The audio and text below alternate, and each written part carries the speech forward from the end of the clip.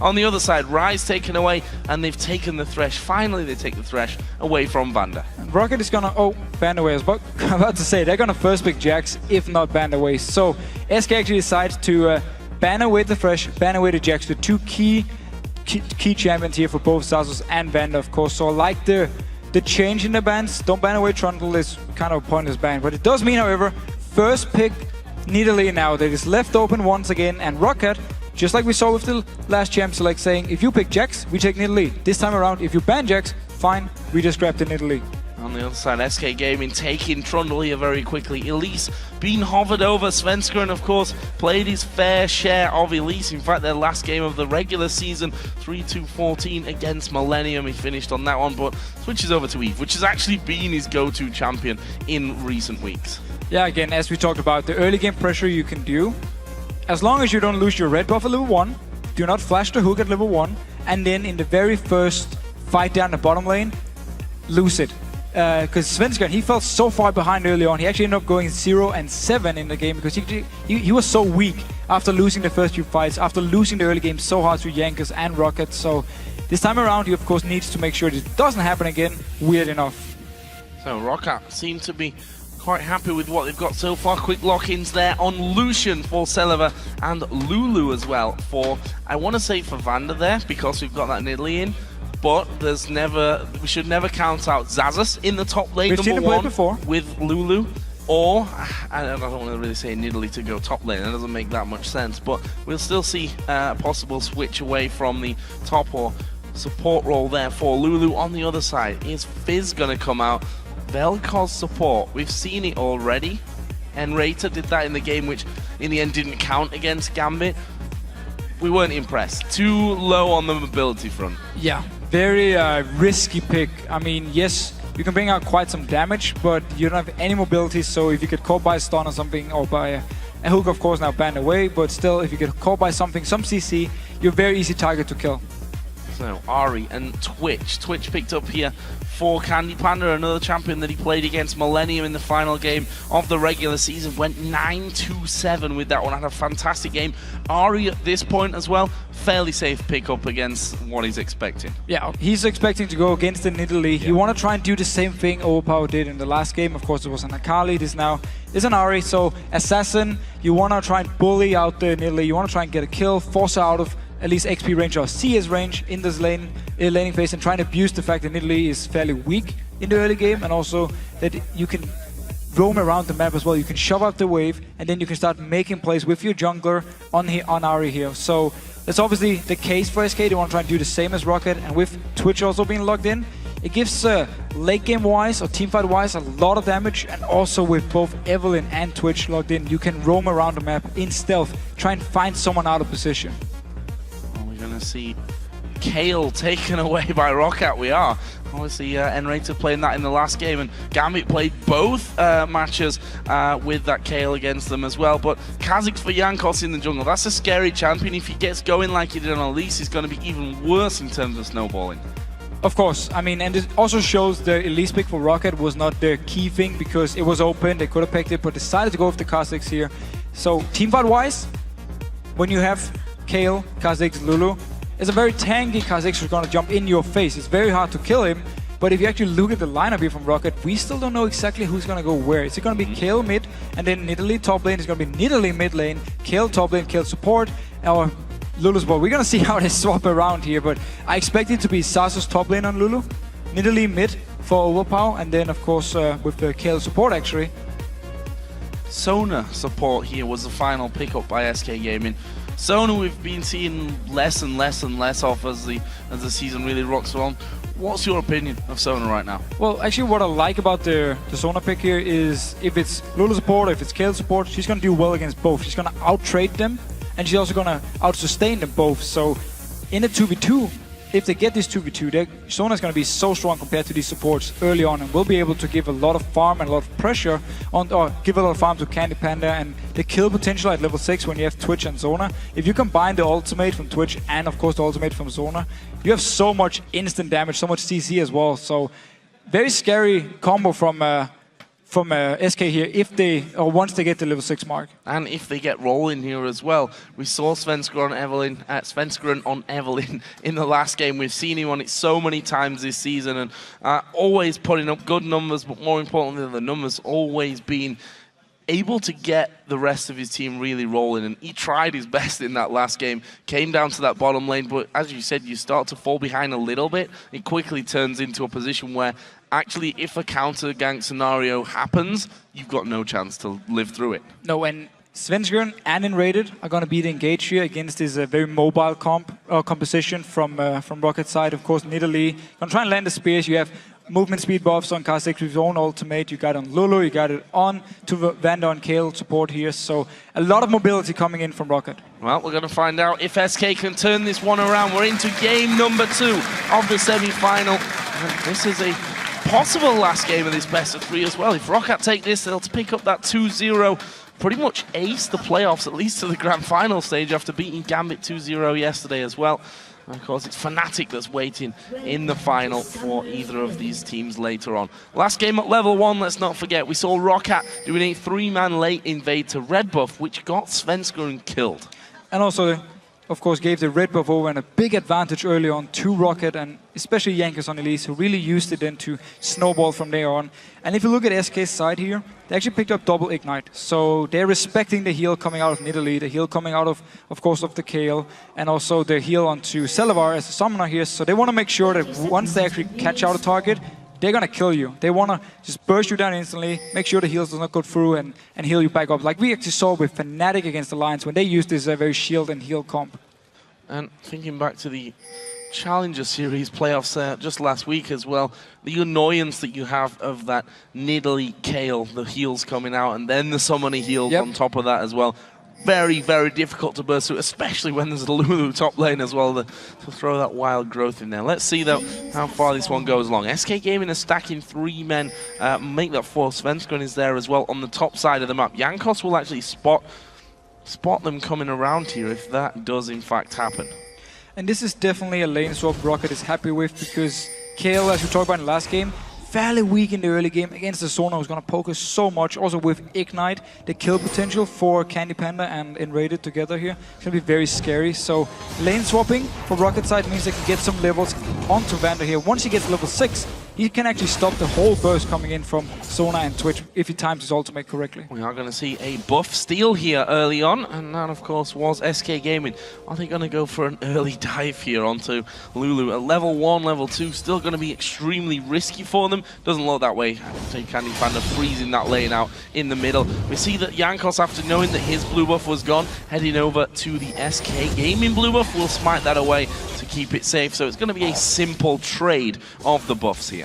And while, again, for the bottom lanes, it's fine for ROCCAT with the lane swap, Lulu, of course, is going to have some issues up in the top lane, trying to farm, and she won't be the lane bully we normally see her be, because she won't get this 1v1 from the start where she can do a lot of damage onto Trundle every time he tries to get some CS. So she won't get this because of the lane swap, and Trundle should be able to pick up more farm in a 1v2 and be more safe, be more tanky at least, than the Lulu pick. At the same time, though, that's going to leave Celavar and Vander in the bottom lane to pretty much free push that one, because Freddy is doing the jungle route here as well, trying to get himself as much XP and farm as he possibly can. And we may just see them teaming up here and doing the whole tower push strategy here at these early levels. Yeah, they can do a 4-man push. It seems though for now, Vander's actually stopped his recall, so he decided not to recall. And they're actually moving 2 members towards this mid lane here, so they want to do a gank onto Jessis. This could be very, very dangerous for him. There's the exhaust going down. The jump in from Jankos. Can he get the slow off? Actually, he's going to flash in there. Gets a save. Yeah, Jesus here is going to fall very, very low. I don't see him being able to escape it. Already used his flash, and there is the damage coming out. It's Jankos that gets the kill again for a 2nd game in a row here to take first blood. So they decide once again to try and just get an early kill onto Jesus, gets him to fall behind like we saw in the last game here. They lost the turret already. They're not even pushing down the bottom lane. They're just waiting around. They don't even care about losing this turret up here. Celavar and Vander actually keeping this lane frozen, so no faster push there on towards that bottom turret. SK have already taken the outer turret in that top lane and are going to move in here possibly. Well, they can see Candy Panda when he steps under the turret here, but he just wanted to engage. Oh, flashing in for it there. It's Svenskun that gets that kill. Freddy coming around the side, and Jankos surely going to fall. This is 4 men going in onto him. It will be a double kill for Svenskun. Now Vander moving around. Teleport coming in as well. They're low, but it'll still be a 4v2. They can't fight that one. They've kept the turret alive, but losing 2 men. Yeah, losing 2 members, definitely a big mistake. They stayed around the turret, even though there was the chance of them getting dove by SK Gaming here. So very good move by SK. And now with the turret here and down the bottom lane where Selva is just freezing the lane, he's not even gonna hit the turret. They actually trade first blood onto Jessis now for turret and 2 kills for SK Gaming. So definitely worth it due to the fact they can get those 2 free kills, I would actually call them. Much better start this time around for SK, that's for sure. And as we hit the 5-minute mark, they've already got a 1,300 gold lead. Well, ROCCAT, by the time they start getting those towers of their own, and that will start to level itself up a little bit. Jezzus here just going for a bit of a wonder, getting that ward down by the Wraith camp of ROCCAT. Jankos is actually on the top side of the map right now. So looks like we're going to see the duos heading back together here in this bottom side of the map as Jez is putting some good damage down onto Overpow. And in the end, it's Vander that comes around to give him that heal. Again, double heal there in that mid lane. That's annoying for Jezzus. Yeah, but we have to question the idea for ROCCAT to say, we're going to give you a free turret and we're going to take first blood. I mean, SK's side, it was definitely worth it for them, also with the kills to pick up, and now Vander is in trouble. That is a face check, and the flash not going to get him far enough away from this one. Svenskun is going to pick up the kill, and he does get that one to put him on a killing spree now. 3-0-0. Almost the entire opposite of what happened in the first game. Completely different start here for SK Gaming. They're doing everything right in this early game, and now Jankos in trouble. Oh, he's going to have to jump away from that one. A lot of damage coming out. Svenskun doesn't want to go underneath that tower, though. And that will mean that Jankos lives, but it also means that Selva is on this outer turret here with 3 men starting to close in onto him. ROCCAT need to get someone there to help. Vander is coming along after face checking and dying earlier on, and actually SK Gaming start to just freeze this lane out a little bit more. Not pushing too aggressively. Svenskun already leaving. So with Selva getting all this free farm and free XP down the bottom lane, he's going to be level 6 fairly soon at least. And he's going to have an XP advantage against Candy Panda, but he's going to be behind in gold simply due to some of the tower gold that Candy Panda got and the assist from the 2 kills they picked up. We're going to see them pushing for anything down this bottom lane, and Raider just trying to keep them away. Selva down to half HP, and there is a pause. So, a little bit of thinking time for him. Seems to be something wrong with Jankos. We have the admins there who'll be making sure that all gets sorted here quickly. And certainly a player that you want to have on fire in his form. We saw how good he was in game number 1. The start not quite working out for him. I mean, he did pick up that first blood, but after that, kills kind of slipping away from ROCCAT. Again, the whole idea behind we want to get the first blood in mid lane, and we don't care about pushing. Our dual lane doesn't even push the wave up to the turret, so they can take it. There's 2 members. They decide to actually freeze the bottom lane and just try and deny Freddy all the CS, and then meanwhile they just give up the turret in top. So the whole decision made even though he picked up the first blood, they still fell behind, and now SK Gaming just been taking control of the map, and with some good moves, especially the one where they actually killed Vander, trying to come down to the bottom lane, they just extended the lead a little bit. So Jankos seems to be getting back into the game, so we'll be able to restart this one here in just a couple of moments. We're 6 minutes 50 into it, and a 2,000 gold lead for SK Gaming. Very much the start that they were looking forward to. Whatever they talked about in between game 1 and 2 seems to have paid off for them. Yeah, and we also, again, going all the way back to Champ Select, banning out the Thresh, of course, for Vander, and making sure there's no Jax in the game either. Very smart decision, and we need to see if ROCCAT can actually adapt to this now. Well, SK start to pile those minions up against the ROCCAT turret, and Vander just helping out Selva here to make sure he can pick up that farm as he goes. 55 to 38 CS, and that's simply because Selva had that extra time down there in that bottom lane. He's hit level 6 here, going to throw out the Culling straight away. A lot of damage coming to Enrated, but, well, the Culling at level 6 with no items in there, not really doing masses of damage. Looking at the pings from SK and also the wards. Triple ward in the jungle of ROCCAT so early on. They got full vision of anything Jankos is doing, and that's why Svenskun feels confident just moving straight in here, going for the red buff whenever it actually spawns. And with this vision control, if SK moves in with the duel and if they push it all the way up here, force Vander Selva to back, they can just walk in with Svenskun and find easy picks. Red buff from ROCCAT side actually spawns really late because Jankos had to move from his blue to the enemy blue and then all the way back to red. So Svenskun's not going to get anything there for a while. Blue buff being done. Svenskun's actually coming down towards his bottom lane. It's going to be a 3 versus 2. Vander being ripped to pieces, and Celiva, he's going to fall to the same. It's a double kill for Enrated on Sona. So while he didn't get a red buff, he still got to walk all the way down and just dive onto ROCCAT's dual lane here in the bottom lane. So again, the free farm onto Celiva has done absolutely nothing. The very strong movements here from SK, not being afraid to dive onto ROCCAT, really paying off. And they may get themselves a turret here as Jesus waiting over the wall from Overpower decides not to go in. They've got vision of Jankos. This could actually be really, really dangerous for ROCCAT as the spears come flying through. And rated at half HP, they're going to pull out this red buff. And Svenskun tries to steal that one away, bringing it all the way around the back. And Svenskun will smite that one off. He's getting himself another buff. So that's 2 buffs stolen overall in this game for SK. And they are now 3,000 gold in the lead. So slowly but surely that gold lead getting bigger in their favor. So just like ROCCAT in the last game, when they got hit early on, they kept going, they kept putting on the pressure. SK Gaming is doing the exact same thing in this game.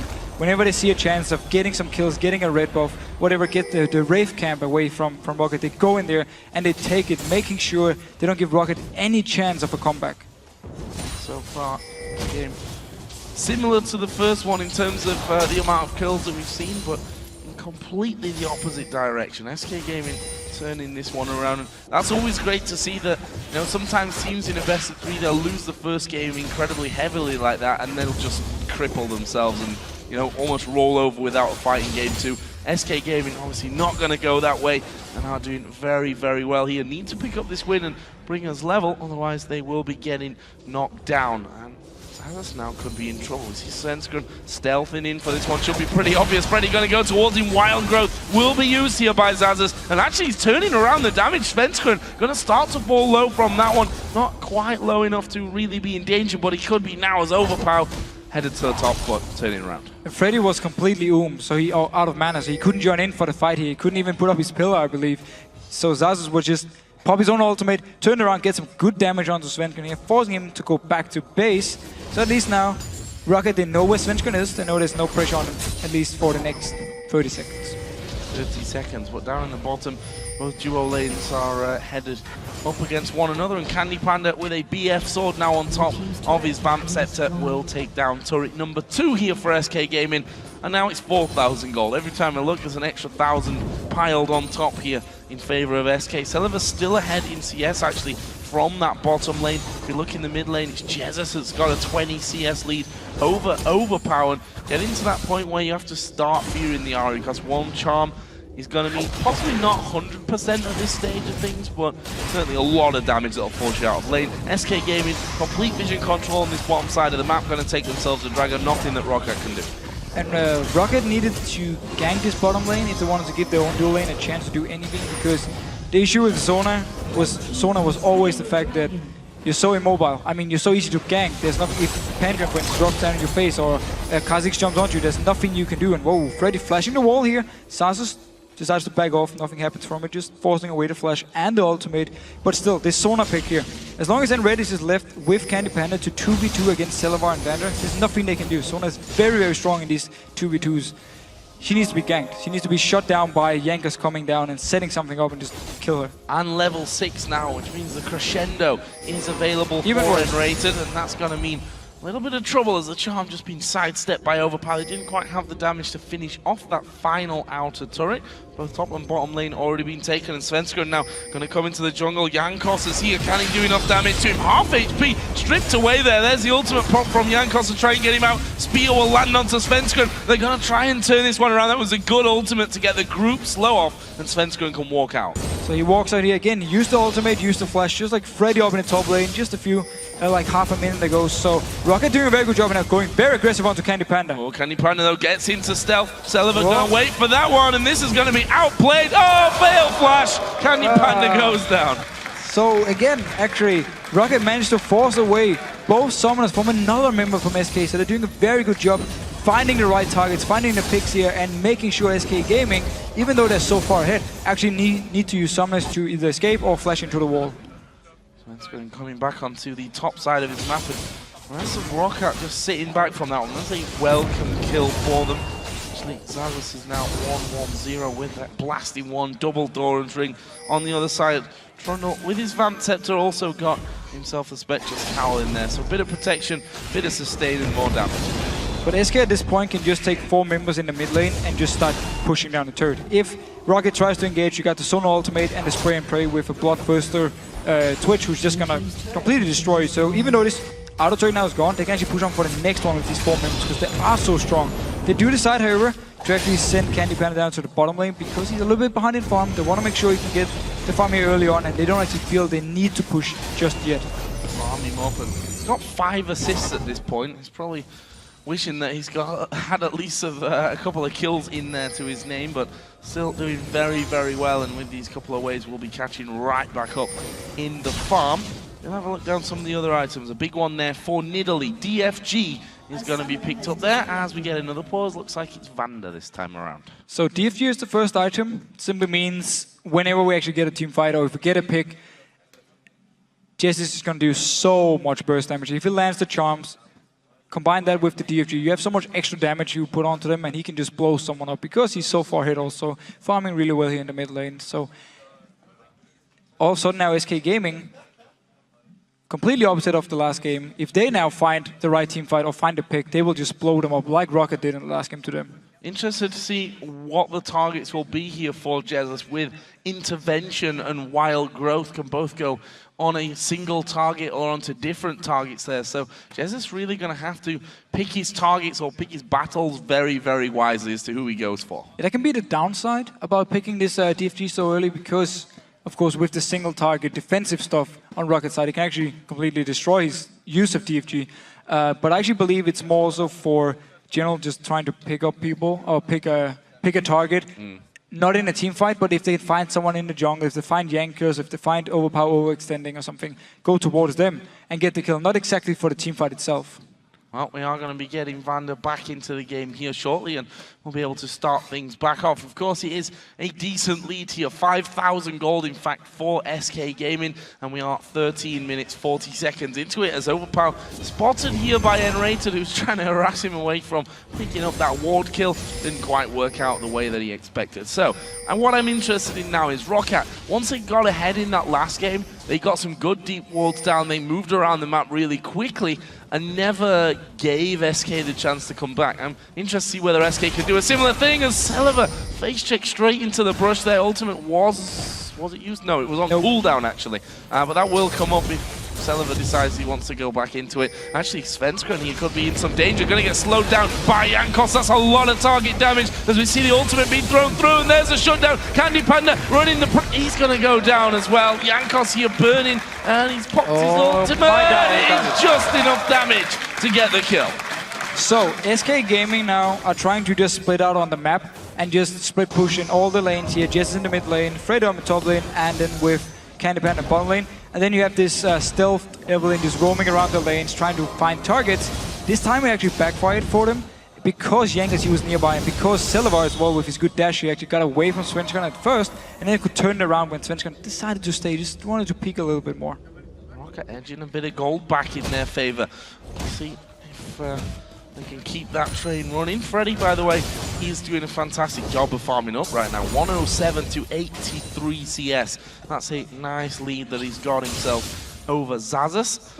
As this turret, will it get pushed down? They're yet to pick up a turret kill here, and if you look through those outer turrets, all of them are still pretty healthy. They've not really done much in terms of pushing down those objectives. No, I mean, that's what happens when you fall so far behind, and Jankos now going very aggressive top. We have to slow down. A good pillar from Freddy that will stop Lulu chasing in. Did use the subjugate, which stopped the further chase around. Now it's Jesus.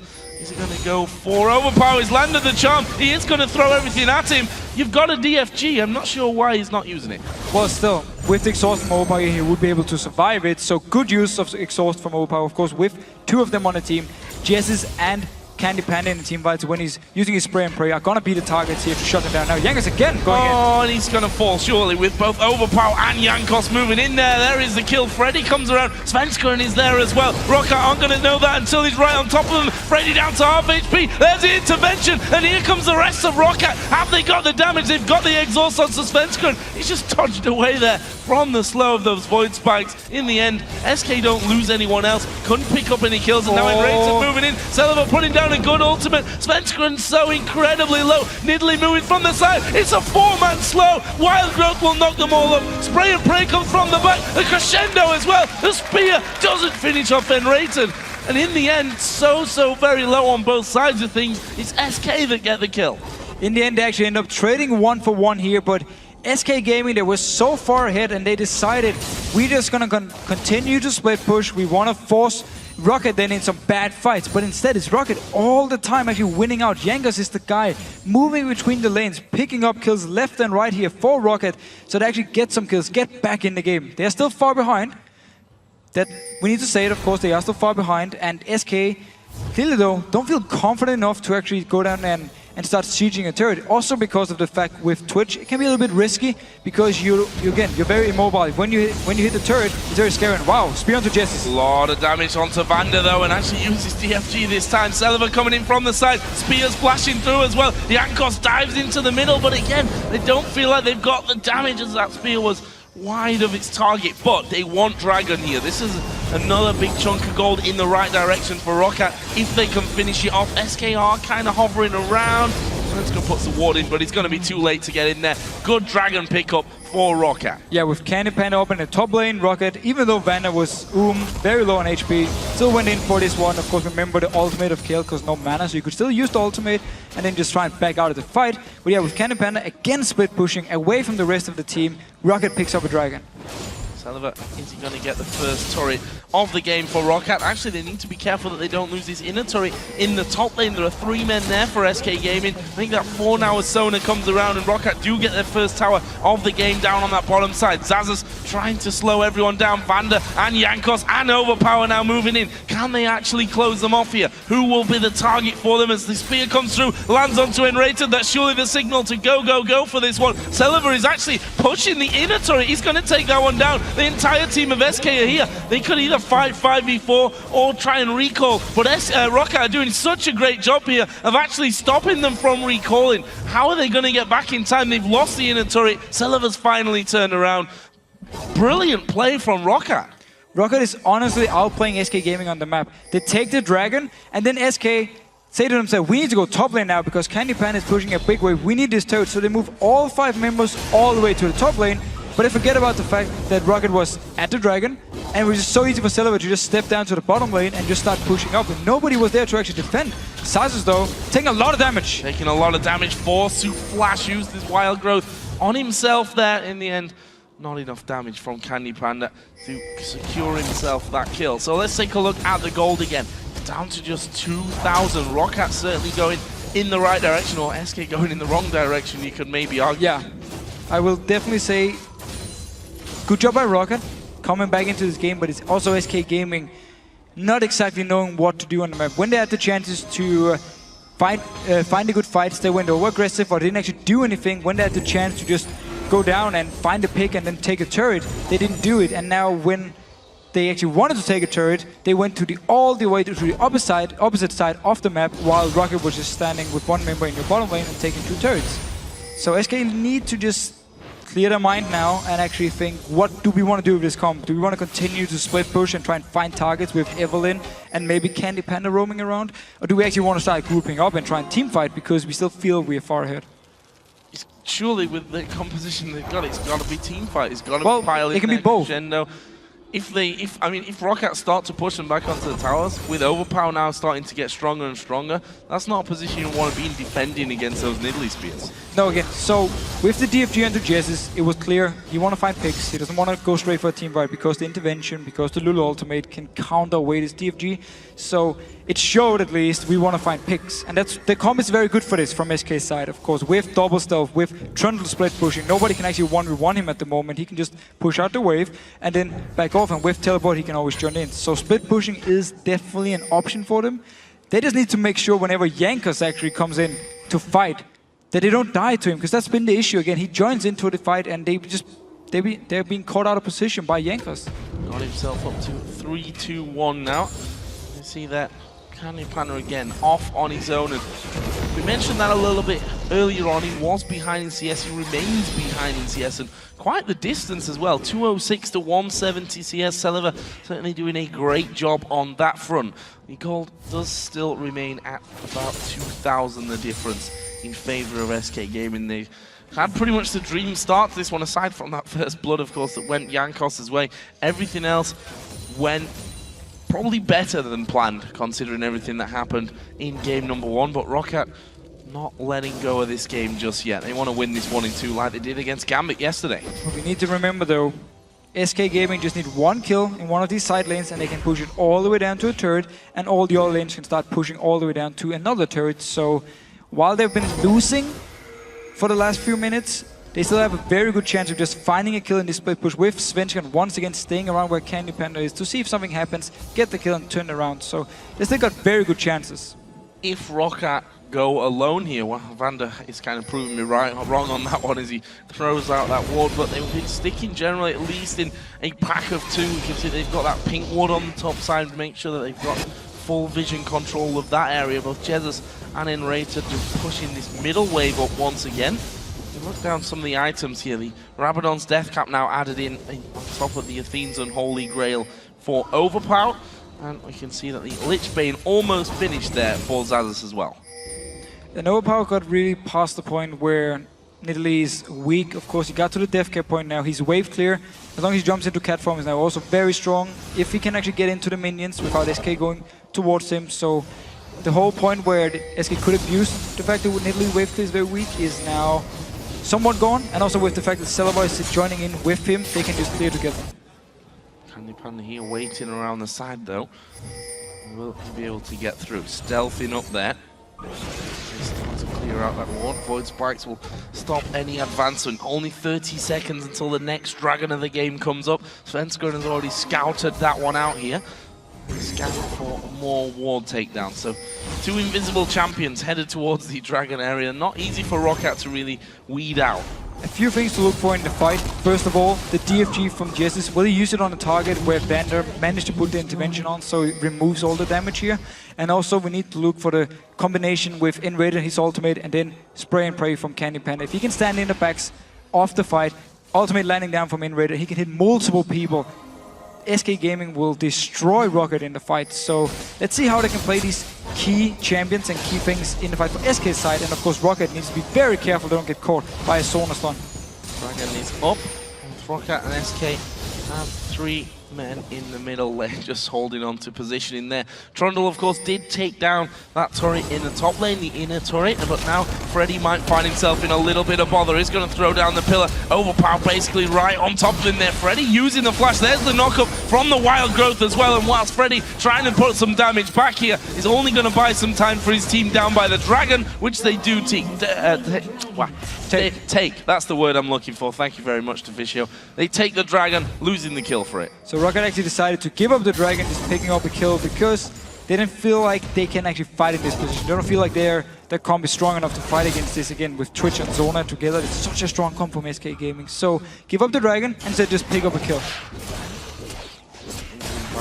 If we look at the gold lead, 3,500 SK have brought it back to, so swinging a little bit on that front, and just of course I'm talking about it, the turret in the top lane does go down, so that's all outer turrets now done. I know that's a lie because middle's still standing. 3 of them have gone, you know what I'm talking about. Still though, Celiver pushing up here, getting good damage on the Svenskan, and a few hits onto the turret. Lucian, of course, very good at just coming up, get a few hits with his passive, with the double auto attack, and then backing away from the turret, slowly grinding them down here. ROCCAT side though, what it actually decided to do in this mid-game point now, coming in towards the late game, because it is so scary for them to actually group up against all this damage from SK's side. And if someone gets caught by a charm, for instance, it's the go time for SK Gaming. So a bit scary for ROCCAT to actually do the side and group up here. So we need to see what they're going to do. Well, currently they're going to go home and spend a little bit of that gold that they've been farming up so nicely. Almost a rando in Zoman is done there for Jankos, so he's going to be feeling a lot more confident about jumping in there and trying to finish off these kills. And now he gets a little bit tankier. Xaxus returning back to his top lane, still about 30 CS behind that of Freddy, but he's got that Lich Bane now done, along with a blasting one as well, which means he's going to be doing a bit more damage. Not necessarily to Freddy, because he is already pretty damn strong, although Ravenous Hydra, so not as tanky as he could be at this stage. It was very scary in this split push, and whoa, they're actually jumping onto him. They're going to go on towards Freddy. We'll see if that Ravenous Hydra is going to cause him problems as Candy Panda actually puts down this spray and pray, but he's got the damage reduction of that exhaust as Jankos flashes into Baron Pit. That was nicely done there for him while he was in stealth mode. In the end, nobody dying. But a great use of spray and pray here for Candy Panda. Actually, 3 members from ROCCAT were lined up here, so he hit every single one on every single hit. So they needed to back away, and Candy Panda now on Twitch, he will scale into late game, into the team fights, and become very, very scary. He does in fact have the Phantom Dancer on top of his Bloodthirsty hero. Another couple of items coming out as well for Jesus. Void Staff done along with a Blasting one, so he's going to have a bit more damage about him if he finds anyone. If a Charm lands, and I have to also add in there, and Kale's not there. Yep. Then that person is going to go down. We'll see about that one as Candy Panda going to ambush Celiver. Is he got the damage to finish him off? He does now. Actually, his teammate comes in. Celiver gets the kill though. 2 versus 1. Celiver takes one with him. So they actually trade 1 for 1 here, but we see the power of Twitch and Evelyn together when they stealth in here, trying to find the target when they're just standing there and farming. So they did get a pick, but Candy Panda went down with it. So beautiful play by Celiver. 3,000 gold still is that lead that SK are holding, and interesting to see that's not really getting any bigger for them, that they've not really been able to force any objectives for quite a while now. And I'm a little bit surprised there's no Blade of the Ruined King onto Candy Panda. We often see there's an early item when you want to do these split push, you want to do these ganks with Twitch, because of course it makes you a lot stronger 1v1. You would actually been able to survive the last fight with a Blade of the Ruined King. So a little bit surprised when we at least see the rest of SK build towards split pushing and catching out targets. Well, he's got a Last Whisper now, put in there. It's better for team fights, of course. Very strong for team fights here. We'll see if they can get to that point. ROCCAT certainly don't want a team fight at this stage. They've made that one very, very clear here. Not really grouping up, not really daring to push. We've got a Dragon coming up in 2 minutes. Last one went over to SK Gaming. We'll see if we can do it here again. Or did he go to ROCCAT? He went to SK because ROCCAT went up in top lane and killed us because they didn't want to fight against SK. So went to SK and just staying around this mid lane. Both Jesus and Enrated have been in this mid lane for a long time, just clearing away, making sure if something happens, they can always rotate very fast towards the side lanes. Of course, with the speed buff from Zona and all the jumps from Jesus, he can actually get down to the bottom lane or the top lane very, very fast if something should happen. So a question, we've seen this almost, if you look at the minimap, this could have happened, this could have been the scenario 10 minutes ago. Yeah. What are they waiting for here from either side? Well, SK is waiting to do actually what they did before without Candy Panda dying. Had he killed Celiver with Svenska, now Freddy taking some damage here, Sas is actually going to back off, but had he killed Celiver with Svenska, they would have pushed up the bottom lane. Then the mid lane would have been pushed down by Jesus and Enrated. Then the top lane would have been pushed down by Freddy, and they could apply pressure and get a turret in one of the lanes because ROCCAT would have to rotate around to defend the bottom lane. And that's basically what they're waiting for. And ROCCAT, they're just in a position where they don't feel they can actually teamfight against SK because they are behind. So they're just waiting for SK to actually make a mistake and then hope they can get a kill like they've been doing earlier in this game. It's a battle of nerves. Who's going to make the first mistake from this one? Dragon, an area where certainly mistakes can and have been made in the past. That's coming up in 30 seconds time here. SK already in prime position for that one. Don't believe ROCCAT are even going to challenge for it. Definitely not in a position to do it yet. Yenga is just doing the blue buff, very far away. Lulu is returning up to the top lane. Yes, of course, there's teleport, he can join in, but where's he gonna teleport to? There's no wards, no vision. So, free Dragon again from SK. ROCCAT really showing they don't want a team fight at all. They don't want an anything fight, actually. Nope. And it's scary because, again, Twitch late game very, very strong. Trundle late game is such a mega tank, taking some tanky stats away from Jankos, for instance. So while he got the 50% damage reduction, they're going to be squishier and making Freddy even stronger. Of course, you can say ROCCAT in the late game are just looking to poke and then kite away and then land a few spears, and whenever someone drops low, they can actually go in and just instant kill them with Jankos jumping in, get the kills. So, but in their case, they don't mind waiting because they don't feel they can do anything else. Lazar's just drawing a couple of men towards his top lane. He, by the way, has now that death cap in there with a Lich Bane. So you have to watch out for him. Can't leave him alone in that lane too long. Otherwise, he is going to be taking away towers. But he was, again, just a little bit scared of hanging around there. too long in getting caught out, because as you mentioned before, that's exactly what SK Gaming are looking for to get this game rolling. Also, ROCCAT, they know that SK don't want to just siege up because of Twitch, where it's very hard to actually get in to hit the turrets. Due to, again, once you're standing there hitting the turrets, and if they engage onto you, you're not going to get out. So they know SK is looking for this pick, and as long as they don't give up a free kill, they feel they can just continue farming. It's just a matter of time, though, before SK decides to push up the lanes and actually go towards the Baron, ward it up, and force ROCCAT to team fight. Or should be a matter of time. I was waiting for that little disclaimer there at the end. But again, ROCCAT pushing up. Trying to keep a hold of that vision on Baron as well. That's the important thing from you, because that's, as you said, the area where SK can really start to force their hand somewhat and say you have to come out, otherwise we could be doing that Baron from right under your nose. And Rated, as you'd expect, with that in mind, is clearing out wards wherever he can. They've got 3 sweeper lenses at the moment, so I should be able to do a good job of that one. But credit to ROCCAT, they're still holding good vision over by the Baron pit. Well, again, SK is not exactly doing anything to clear around this Baron here, so there's no pink wards for them. Only been in there once. I don't even think they used the sweeping lens, just backed out again. So, but now ROCCAT keeping the vision and actually decide to group here in this mid lane, trying to land down some good poke. I think it's dangerous. If this Nidalee Spear plus, you know, Lucian ability and then 2 auto attacks actually land, we saw there. That's a lot of damage. It's a lot of damage, and that might be the signal for ROCCAT at least briefly to start pushing out a little bit, get some damage off onto those turrets. The middle turret, of course, is the only outer turret left remaining in this game for SK.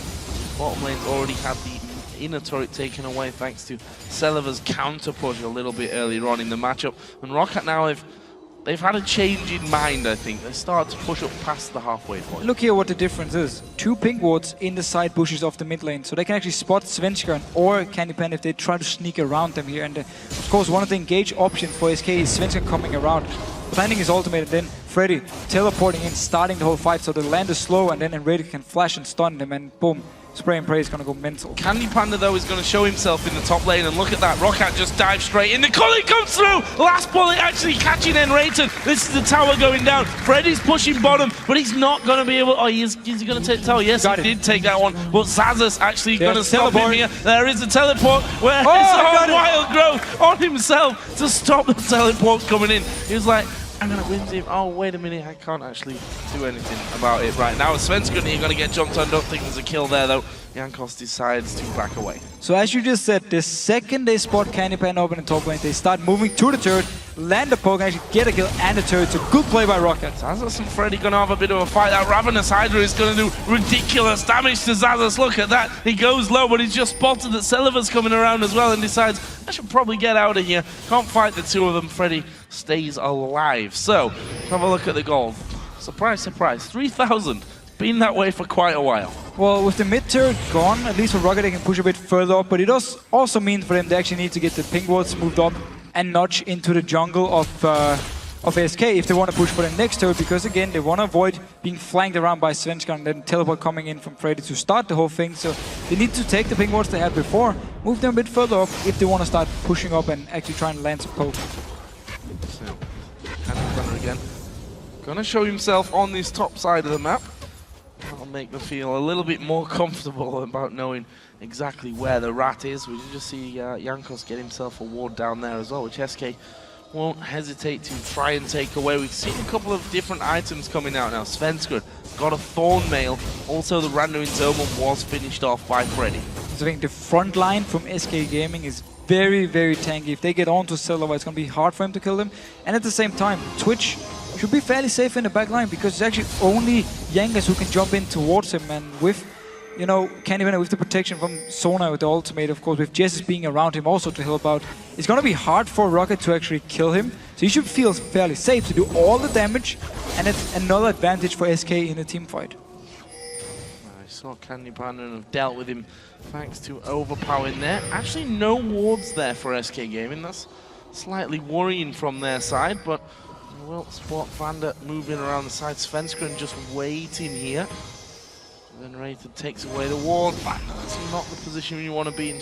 And Jesus can jump that wall and be straight in your face before you know it. And now, SK moving forward. They want to gain that vision control back here over the Baron pit. We spot out Svenskeren trying to move in there. The rest of ROCCAT team is actually coming across. And they need to try and force Sasus to teleport in here because there's no teleporting Freddy, so he has to join the team and try and set something up. Otherwise, Sasus is going to push all the way up to the turret. Good damage actually coming out there, and again, SK fell prey to this one. This is how they lost their inner turret before. They were held in position by ROCCAT, who chased them and stopped them from recalling. This time around though, Candy Panda was able to get into his jungle, and he's going to retreat to keep that inhibitor tower safe. And their Baron potential for ROCCAT, the damage is not amazing onto Baron here, but they're starting it anyway because Candy Panda was in the bottom lane, but they should abandon this one when the rest of SK joins in. Yes, I think abort mission is something that's going to be called for this one. Svenskeren thinking about going in there, possibly. Jankos actually stepping forward, spots out Svenskeren, so they've got vision of the Evelyn. That's a time where you really want to think of moving in, but they don't see Candy Panda. He's not actually there, but they don't know that. And the only engage from ROCCAT would be Jankos popping his ultimate, jumping into the face of SK, and then popping the wild growth from Sasus onto him so you can knock a few members up. It's not ideal engage, that's why they need to start the Baron to force SK to actually do something. Well, they have started off once He's calling on it. Cullen is going to go in. That's a lot of damage, but look at Freddy. He's going to try and stop them, but I tell you what, he needs to get away. Forced to use the flash. They've taken out Overpower. Zazus is dead as well. A strange fight as Spray and Pray comes over. There's Jesus catching the charm onto Jankos. He's got his ultimate running now. We'll have to flash over the back of that blue wall. And ROCCAT disastrously split up in that fight, lose 2 men. So, you have a worst team fight combo, or combination. You have a worst team fight composition, and you're behind, and then you start the Baron when the entire SK team is around, and then you split up as well, so you couldn't even intervention on any one of the first targets SK went for, so very easy Baron, and I would actually say very easy team fight for SK. They just, ROCCAT didn't exactly know what to do. Well, we'll see what SK actually do with this one. We're going to have a look at that fight again. So look here. Everyone going straight for it. Yeah, Overpower is here, all by himself, by the way. The rest of ROCCAT is up here in the top. Sasus tries to join in, only to die, and now Jankos died too. People are just dying everywhere. Dying, and speaking of dying, Celiver might find himself falling here as well. Intervention's just about to come off of cooldown. Doesn't need to use it in the end though. Celiver is flash instead to get back to the safety of his teammate. So that leaves us at 11-8. That Dragon, we didn't quite spot, but he did go over to SK Gaming. Yeah, Dragon and another kill here, and it means they can just start pushing down. Freddy, teleport, is in the top lane, he can always join in, push down 2 lanes here, and ROCCAT, well, they technically need to engage onto SK, but they don't have any engage, so it's going to be fairly easy for SK to just push down these turrets. Well, that's the first. We'll see how many with this Baron. 6-4 they lead in turret kills right now, and they start to move in, nearly trying to snipe them from the side there. That seems to be enough for ROCCAT to force SK to back away, but that may just be a lane change right now. Freddy pushing down the top, and no, SK are actually going to recall. Imagine they've got a lot of gold. Amount of gold to spend here after that. Yeah, wow, 3,800 gold for Candy Panda. Yeah, so that's why they didn't actually want to continue pushing, because picked up the team fight, picked up the Baron, then the Dragon, so they collected a lot of gold now. Guardian Angel picked up, and a BF Sword more for Candy Panda now, so his damage is just insane. That's quite a good set of items in Banshee's Veil, Sona, Zonya's Hourglass Ferrari, Guardian Angel for Candy Panda on Twitch, as you mentioned, with a BF Sword as well added in there extra. So not the ideal scenario for ROCCAT. They still are behind here. It's getting closer to a 10,000 gold lead. 11-8 in kills, 6-4 in turrets. SK Gaming with that Baron buff on. Taking down 1 tower here, but they don't seem to be in any rush of going for any more. They don't have to, as we talked about so many times. Like, the team fight potential of this team going into late game as well is just, it's fantastic. So they don't need to rush down for anything. Now they're so far ahead, all of a sudden they're now almost 10k gold ahead again. Like, they were never 10k gold ahead, but they were far ahead early on, and now they got the lead again and can start pushing up. And there's no one really to defend this one. Celiver is going to try and push them back from this. That Banshee's Veil on, but we can see the turret's falling far too fast. Freddy's a tanky beast. You don't want to fight Svenskeren. He's got himself that 4 mail on and a Guardian Angel now as well. And that will be turret number 7, the first inhib turret to go down in this game so far. And with this inhibitor turret gone, they can obviously push in here and they can force ROCCAT to either back away from inhibitor or try and go in for the fight. So let's see Look for Jankos to try and stealth up and jump into the face of them with the ultimate from Sasus if they want to engage. Big spear onto Candy Panda, but he's got a Guardian Angel, and he's got a lifesteal. Panda goes down, didn't use his intervention. That could be the end of the game here if Candy Panda and SK play this one right. Jesus trying to get in on towards Jankos. Inhib's going down. I don't see a reason why SK really need to turn around from this one. Candy Panda's just going to be able to lifesteal himself back up. Spray and pray doing good damage there. Uses that expunge as well, and you see his health just rising massively every second. And look at that bottom lane. Perfect timing. A massive wave of minions coming in to help them finish off the inhibitor. And Van is still dead for 25 seconds. There's still ultimate onto Enraged, still ultimate onto Freddy and Svenskeren, so they can easily fight this one in case ROCCAT tries something. So going into it then, that's where it focused by Candy Panda. Freddy bites, also doing masses of damage to those buildings as well. You can see that they don't last very long whatsoever. So 2 inhibitors down now in favor of SK Gaming. They're going to turn and burn though. That top lane is pushed all the way back to the halfway point, but again, they've just taken down so much. They're going to have another ton of gold to spend. 1,200 on 3 people in the team. That means more items when they come back for the 3rd and final inhib. Then they can just go straight towards this top lane here. They can even put Freddy in a different lane to push up with the super minions going in towards the Nexus turret. He can always join in with teleport. Or they can say, we don't even need to do this anymore. We can just go 5 members and push down here. And ROCCAT's response, try and land a spear in our face and then try and engage, but we are so much stronger at this point. Seems like banning Threshing Jax has worked out quite nicely for SK Gaming here. And well, again, and we have to look at the champions from ROCCAT here. They're picking a composition with absolutely no engage and also weaker in team fights, so they made it very hard for themselves once they actually fell behind early on. Oh, and they might be falling further behind. Candy Panda chasing in towards Overpower. There's Svenskeren, who's going to chase straight on through. And it's Henrated that's actually going to be looking for the kill. No, Svenskeren got it in the end there. That puts them 13-8 up on kills. 60 seconds spawn time for Overpower. They lose the massive damage that comes from his spears. Yeah, they can finish the game right here. At least they can try to. The minions in the mid lane and the bottom lane is a bit far away though. They need some time before they join in with the base, so they don't have any minions, but they're still going for this turret. Getting towards Celiver. That's a good culling coming out from him though. Doing good damage on towards Svenskeren. Wild Growth used onto Jankos there. That was not, I think, what they really wanted to do. I thought he was going to jump straight in there or be close and knock people up. In the end, that didn't happen. Still 30 seconds as well until Overpower respawns. They're just waiting for that minion wave to actually come down. I think Freddy could probably just tank it up at this stage though. He could just tank it up. Just playing it safe though, actually waiting for the minions to come here. Can the minions, well, now they're going. Candy Panda gonna go low, but there's a crescendo coming across from them. It's Sullivan that's a focus there at the front. Svenskeren gonna finish him off, and this is just a whitewash of kills coming through. Panda tries to get back to Fountain, manages it as well. They didn't even pop Svenskeren's Guardian Angel. Candy Panda didn't have his taken down either, and there's super minions all over the base right now. They focus straight down to those Nexus turrets. There's going to be a last chance saloon here for ROCCAT to defend. They won't manage it. SK Gaming bring it back 1-1. Very, very strong performance and some very good champions picked up here. They fixed the issues they had in the champ select from game 1. They banned away the Jax, banned away the Thresh here, and it was a lot easier for them to play in the early game, at least also for SK.